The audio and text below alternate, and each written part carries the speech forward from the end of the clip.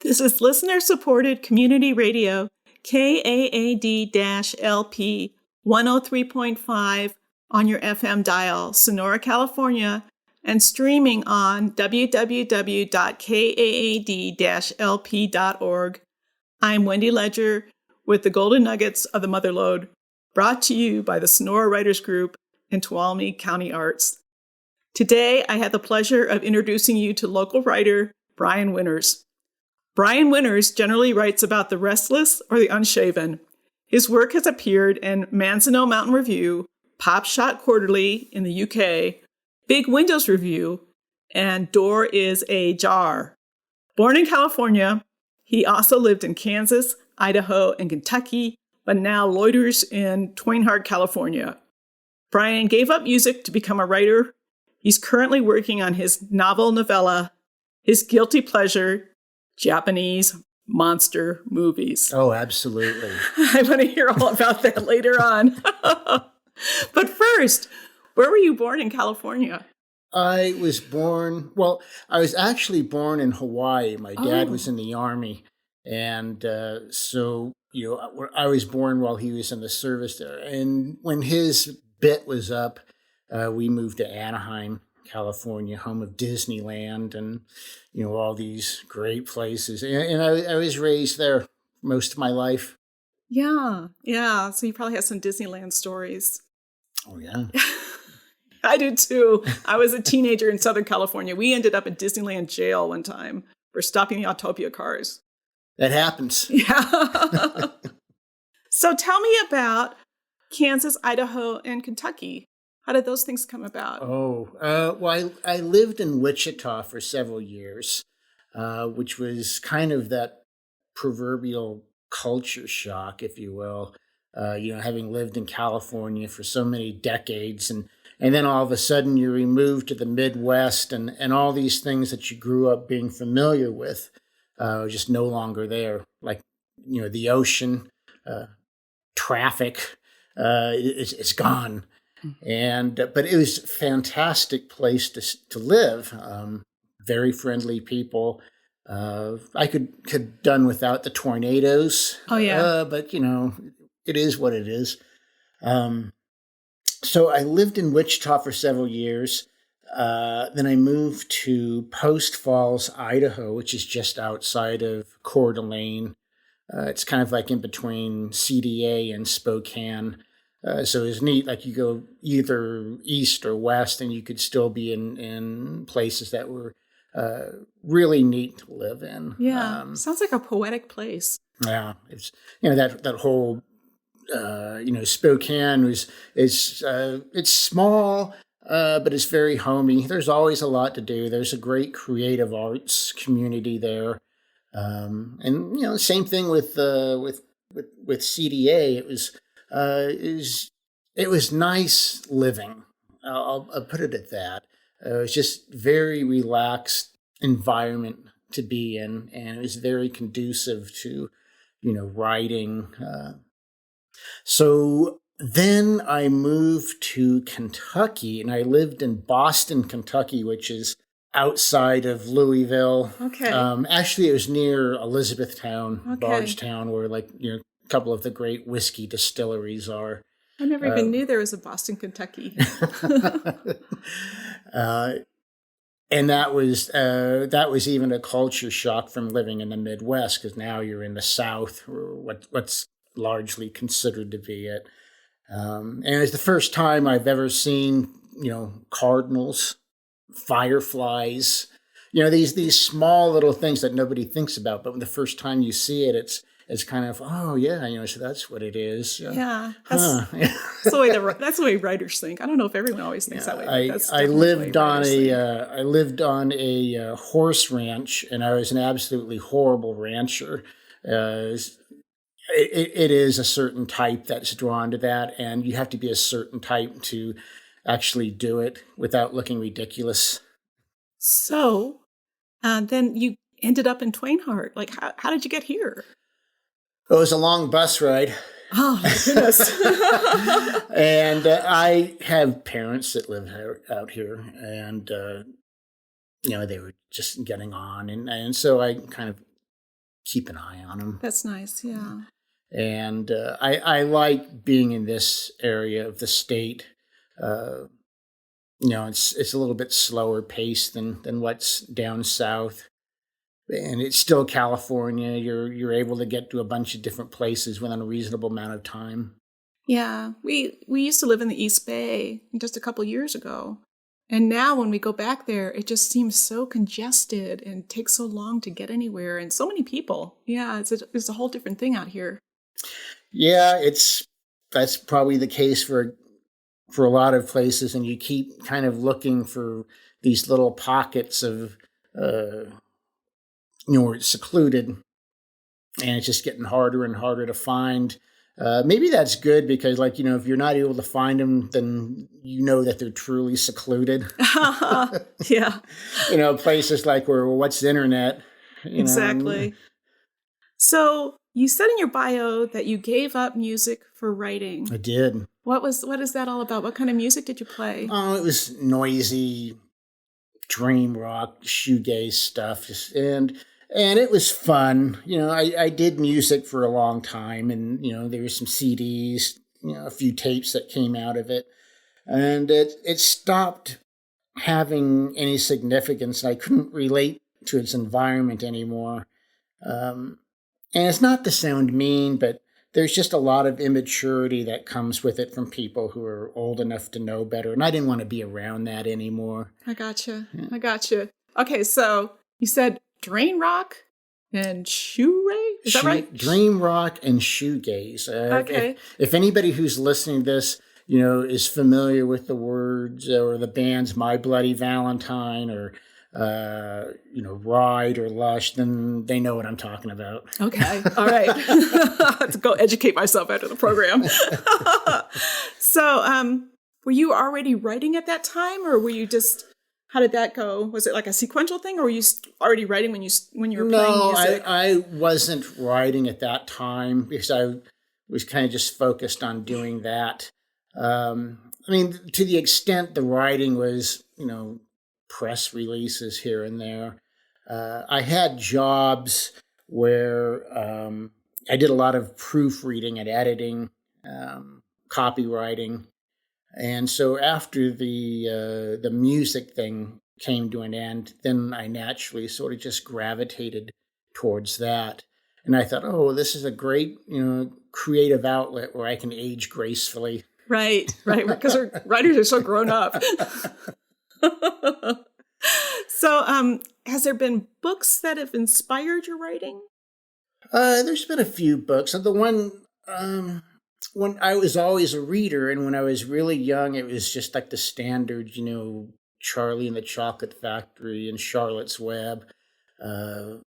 And I had found a book, or my mother had found a book at a garage sale, and it was obviously a school textbook.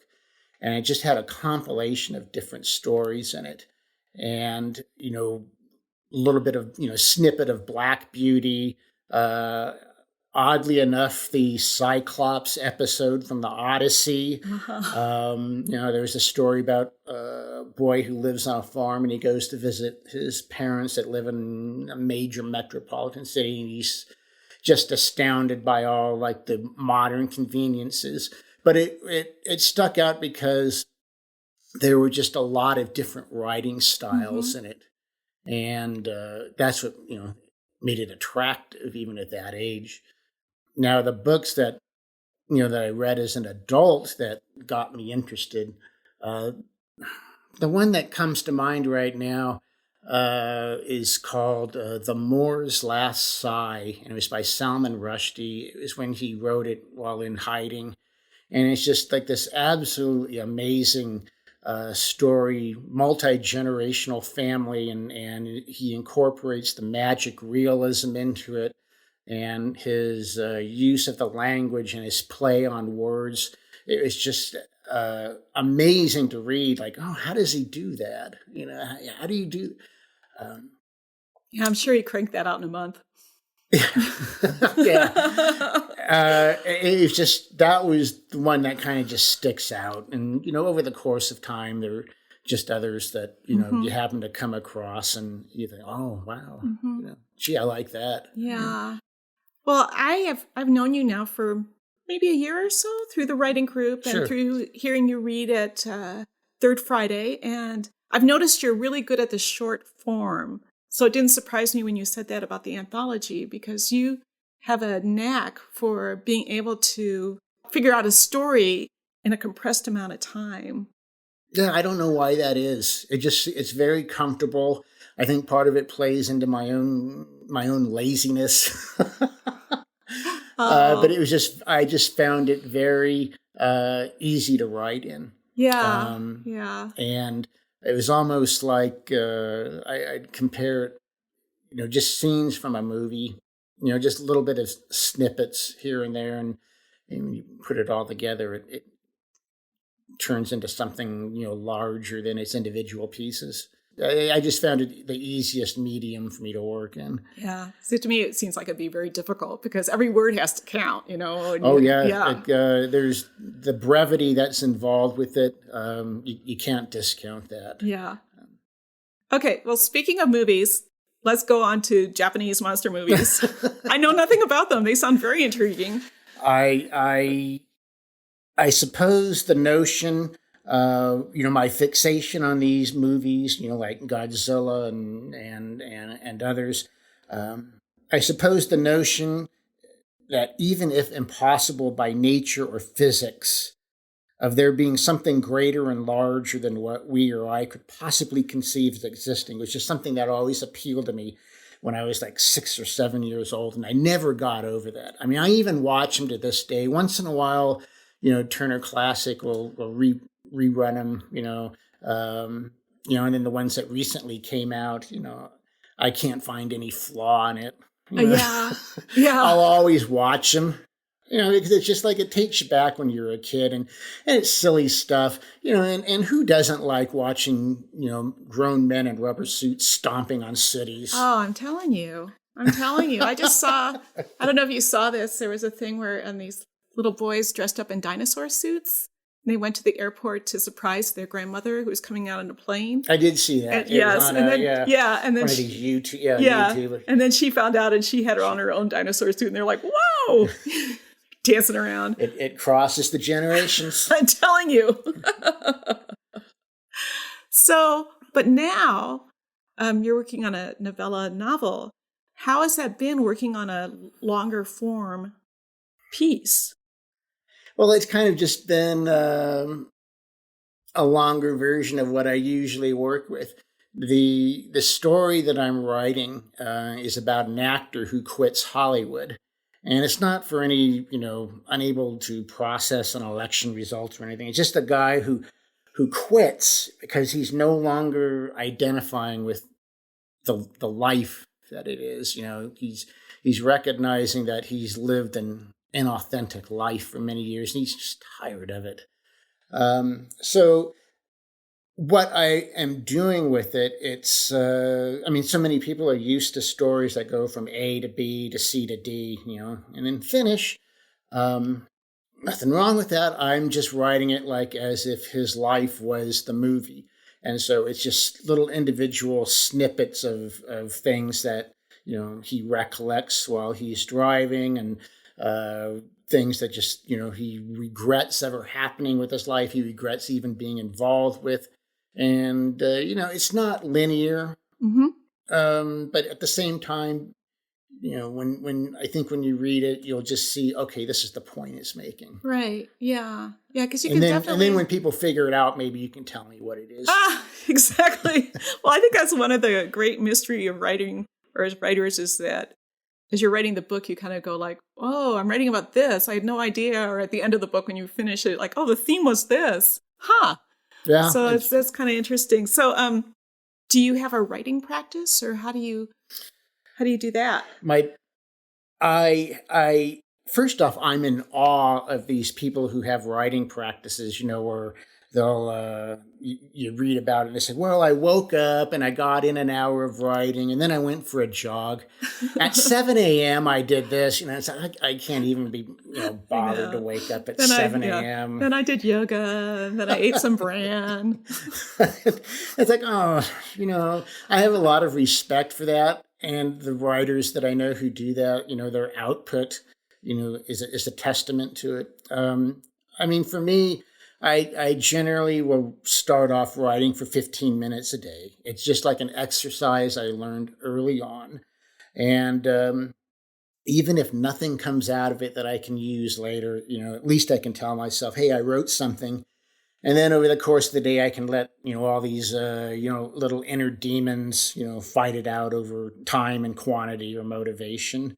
I think I remember watching an interview with David Foster Wallace on Charlie Rose.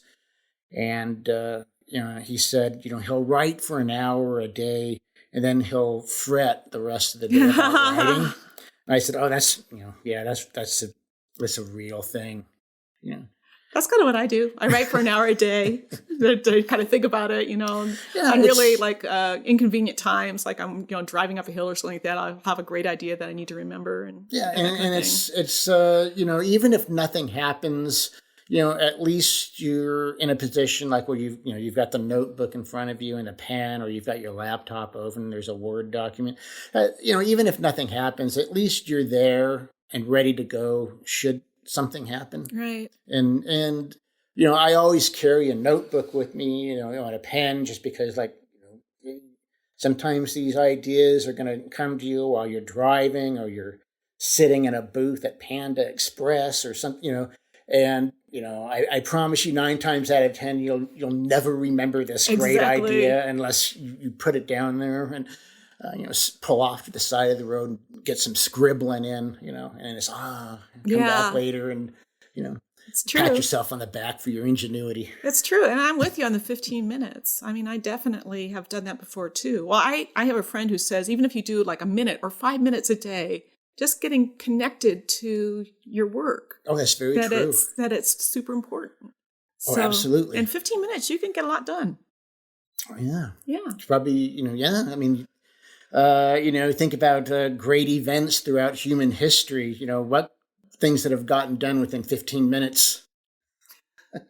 It's true. All right. I think it's time to read. What do you think? Sure. Great. What I'll read, it's the first piece that I got published, and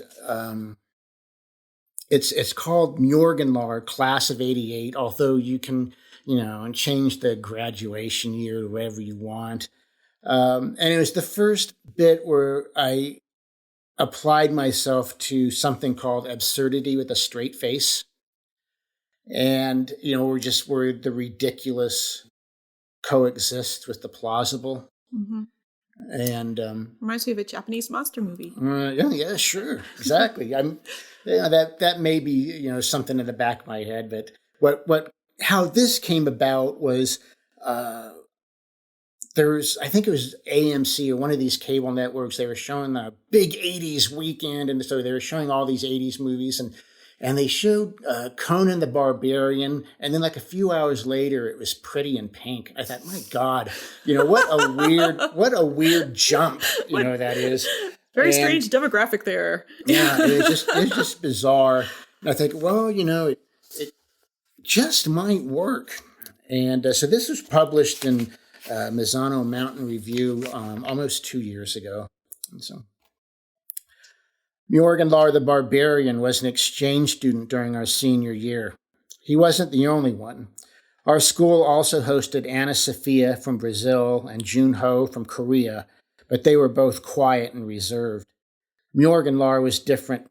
He brought a lot of noise with him, telling stories about castles he had raided and royal families he had slaughtered. While we waited for the Jostens guy to do our senior class portraits, Mjorgonlar asked if we knew about the pillaging of Ratiskel. No. Surely you have heard tidings regarding House Anisfar and its nation. No, not really. The siege of Loch Morgan? Sorry. Mjorgonlar may have resembled something out of a Frank Frazetta painting, but once you got past the armor, the eye patch, and the necklace of ears, he was fun to hang out with.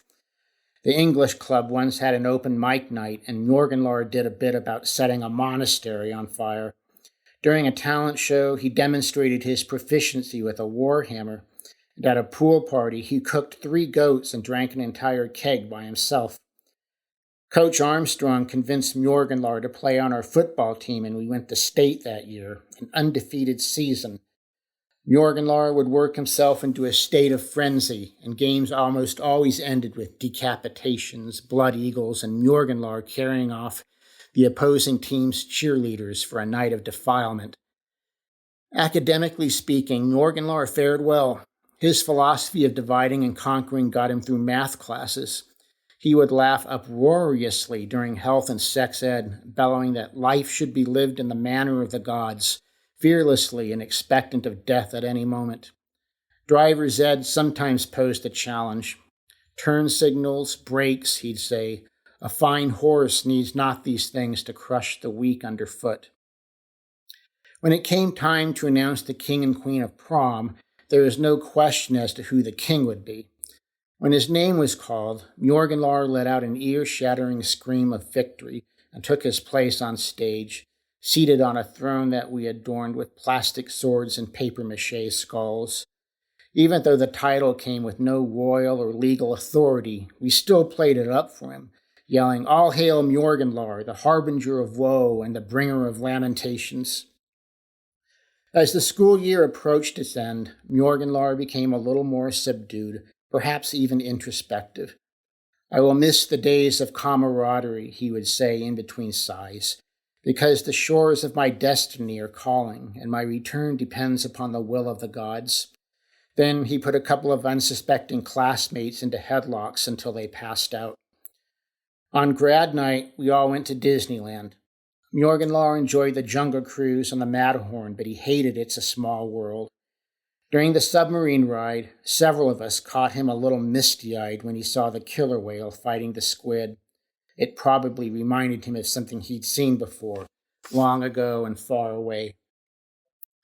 The next day, most of the class went to the beach to see him off. As the late afternoon sun descended to meet the horizon, Mjorgonlar unfurled his sails and set out to sea, waving to us and us to him. We rallied to give him one last war scream, just like the ones during pep rallies and Spirit Week. He responded in kind, and then his lonely ship became indistinguishable from the distant waves. We recently held our class reunion at the high school, and Mjorgonlar's name came up. A few women sighed, and a few men showed off old scars. But we remembered him with fondness.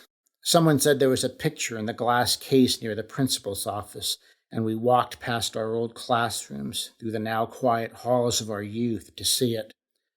Time and sunlight may have faded the colors, but that photo is still there today. A framed 8x10 of us in our football uniforms, all sweaty and smiling, taken during that winning season. And there, right in the center, holding aloft 2 bloodied heads in triumph, is our friend Mjorgonlar the Barbarian. That's wonderful, Brian. Thank you so much. Sure, thank you. So, can you tell me, because I saw in your bio that you have, your pieces have appeared in many publications. Like, how have you done your marketing? Very little. I will write a piece. I will submit it to critique groups. I have the writers group that meets every month, and I belong to several online groups. Kind of like, what do you think? Right. And get the responses back. Some people have very good ideas. Others, it's just nitpicking. I appreciate all the criticism, but eventually, I will decide, okay, I think it's ready. Right. And how do you pick your publications? How do you pick where to take them?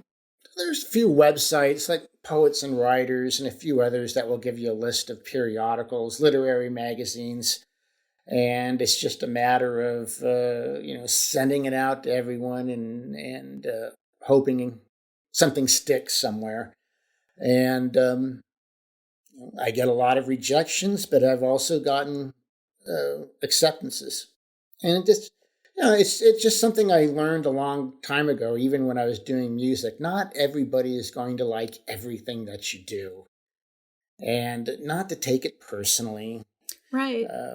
Sometimes, it's like food. yeah. Sometimes it's just you got to realize that your work is not as important as you personally think it is.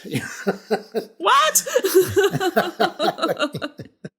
Yeah, that's super true. You have to, there's a certain self maintenance that you have to do with these things. You have to, be realistic about it. Look how many people are out there submitting. Look how many people are out there looking to get something, published or at least just read by somebody. And it's intimidating. Right. But from my experience, being a writer is all worth it, even, despite all the trouble and the frustrations and stuff. Do you feel that way? That just writing does something for you that if you didn't write it would feel weird? Oh, okay, can you rephrase that? What? That was so articulate. Are you kidding? What are the benefits for you of being a writer? I like the idea that my success or failure, it depends strictly upon me. It's not like, where if you were in a band and if something screwed up, you could always point to a singer or bass player and say, it's him. He did it. You can hear it. And it's with writing, you're pretty much on your own. Whereas if you did a show, you played music, the response to what you're doing is almost instantaneous. People either like it or they hate it. With writing, it's, a little bit more, there's a little bit more channels you have to go to, not just with people who read your work, but with you as the actual writer. There's always this moment when you finish something, do I want to say anything else? Is this enough? Mm-hmm.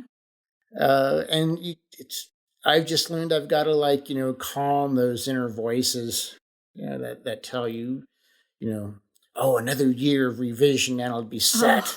No, just get it out it's now. Time. And, fingers crossed. And, I've just been operating off of that and I've been lucky. How has it been just in this community? You were talking about other communities you've been in that have been really supportive of writers.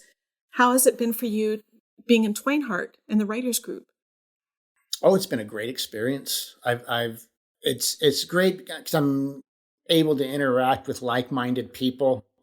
I'm able to get, genuine feedback. There's a lot of support, that comes with it. And it's like, if anybody, aspiring writers or anybody thinking about it, it's like it'd be one of the first things I recommend getting into, because you're going to need that support and you're going to need to hear another voice, tell you things. Right. You may not like what they tell you, but in the end, it's something that is for your benefit and for your craft. These things count. Definitely. Well, thank you so much, Brian, for being here today. It's been Sounds wonderful great. having you here. Thank you so much. Yes, and thank you to our sponsors, the Sonora Writers Group and Tuolumne County Arts, and to the kind folks at KAAD-LP 103.5 FM, streaming at kaad-lp.org. Bye for now.